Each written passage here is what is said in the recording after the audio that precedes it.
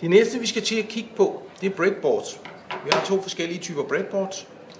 Det her, det er faktisk de bedste breadboards vi har. Men de er ikke så nemme at skille ad, fordi de er limet sammen. Jeg har en anden type her, og der kan man lidt bedre se hvad der sker i. Der sidder her en hel række klemmer ned igennem. Hvis man piller dem ud, så ligner de en lille bitte smule sådan en tøjklemme. Bortset fra den der til at åbne og lukke med, den er ikke på. Så den har bare kæberne, og de kæber, de kan holde fast i ledningen. Og der sidder en klemme her, en der, en der, en der, en der. 5 på hver række. Det er det samme, der gør her. Der er også de 5 klemmer nedad her. Og da strømmen jo kan løbe i metallet, så er der kortslutning imellem de her rækker.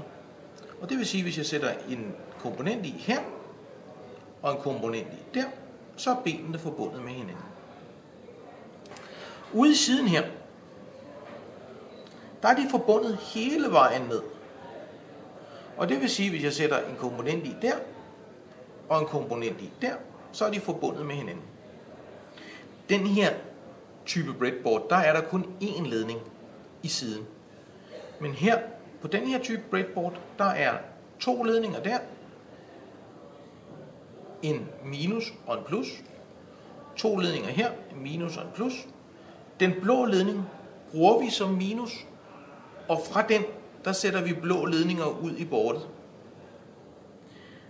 Den røde ledning er plus, og fra den sætter vi røde ledninger ind på bordet.